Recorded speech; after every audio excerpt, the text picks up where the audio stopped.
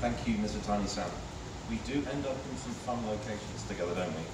And thank you all for joining us here today. I'm sorry it's a little bit hot. As Mr. Tani-san mentioned, the reason why we are here today is premised on two key points. The strength of the foundation which we've built, and also our vision for the future, which is the basis for our strategy. There is another key piece of the equation though, and that's timing. Our organisation is transforming at the right moment, just as the market landscape for regional jet category has shifted significantly, and the future is unclear. The history of regional jet category is full of stories of incumbents, of challenges, of successes and failures. It's actually a little bit more interesting than the other segments. Let me talk you through this chart. So you see here quite clearly the history of the regional jet has been mixed with continuous leadership changes through its history. And I think we're well positioned for the next leadership change. As Ms. Atani-san mentioned, today Mitsubishi Aircraft Corporation is now positioned to deliver on a vision for the future on the basis of the hard work and the growth undertaken during the past several years. And the timing couldn't be better. 60 years ago, the introduction of regional jets changed how people get from place to place. Today, it's a vital mode of connection that millions around the world rely on for business and for leisure, allowing people to connect the world wherever they live.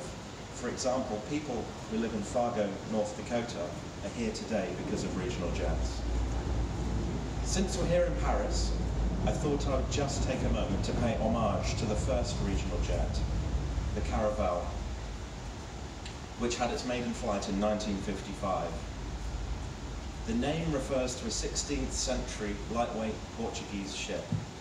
Isn't it great how companies used to name their products such imaginative names? The aircraft changed the way Europeans travelled and established many of the routes we know and we use today. It was a commercial success. Eventually, even United Airlines broke tradition and bought 20 of the aircraft, the first time for any American carrier to purchase a non-American jet. But far from the golden age of air travel, in today, negative perceptions dominate when it comes to regional travel.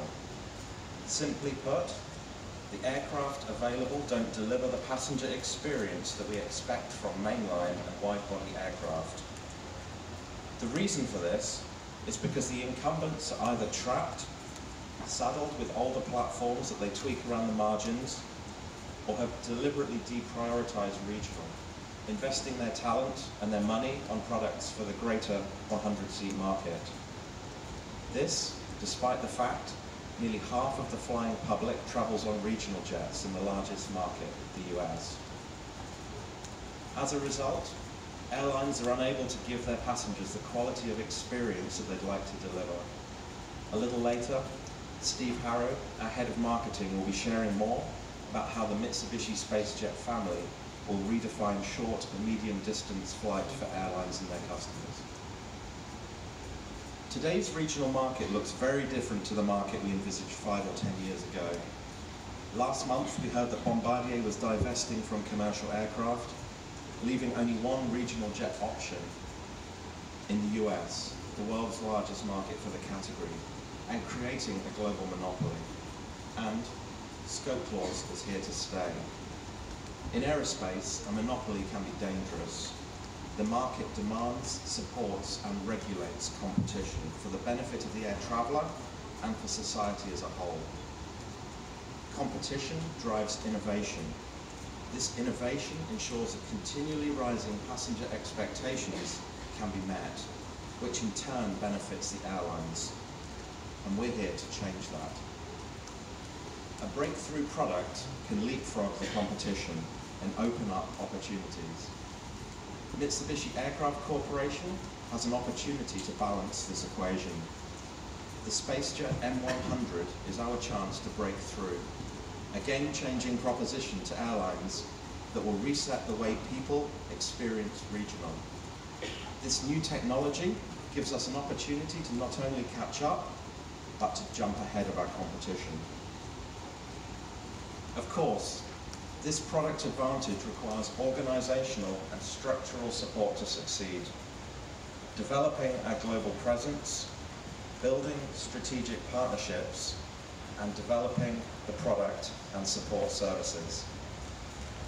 As Mizutani-san mentioned in his remarks, we are a Japanese company built for the global market. The aerospace industry is global by nature, and it is critical for us to establish ourselves in key markets.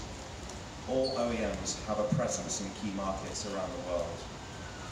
The United States comprises almost 49% of the world's aerospace industry total, more than the next 25 countries combined. The United States also has around 40% of the world regional jet market. So, it is critical that we build our market presence in the United States, just as the Japanese auto industry has done before us. We took a big step forward last month when we established our United States headquarters in Renton, Washington, one of the global aerospace capitals, and will continue to grow our North American presence in the coming months and years. Strategic investments in key markets has compounding benefits. They will allow us to enhance the volume of aircraft we sell, develop a stronger supply base, to open new markets, and to build stronger revenue for the company, as well as creating locally focused bases of our business. This will also allow us to recruit and hire more talent, as well as cultivate talent, support international distribution of expertise in the aerospace industry, which is a critical need for the future of travel. These investments also maintain and increase Japan's position as a global aerospace leader, allowing us to grow our Japanese base and position ourselves among the few countries in the world that has the integration expertise that's needed to build OEM-level aerospace companies. Second, building strategic partnerships. An aircraft is made up of more than 1 million parts sourced from all over the world, and the final product is the sum of all of its parts. Does anybody know how many parts are required to build an aircraft? The answer is all of them. So we have some of the best partners in aerospace. They've supported us through our program development, and like us, they're poised for a significant opportunity. We're also developing new partnerships in line with customer and market needs. As with any partnership in life, the strength of the union depends on the individual parties involved. We have Dave Barrow, Head of Global Strategy and Business Development, here on the stage. Dave has extensive experience in international supply chain management and engineering from initial concept to final delivery. He is one of the original members of the transformation team for Mitsubishi Aircraft Corporation. He is the person behind a significant shift in our partner and supplier strategy, which in the past years has placed a relentless focus on customer need. He will share more about this critical piece of our future vision in a bit. And third, developing our product and the services which are essential to support it. Our goal has always been to deliver our aircraft to the United States market, given the clear opportunity there. Given the reality that scope clause will not move in the foreseeable future, we've had to adjust our strategy to be able to deliver next generation technology to this region.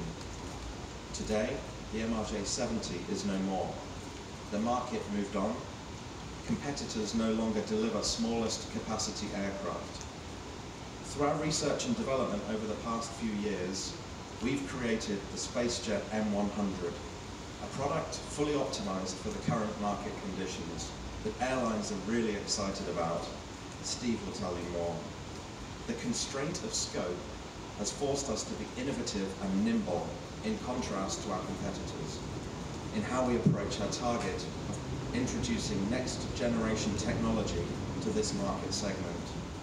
As a consequence of this innovation, our product will be stronger for the global market too.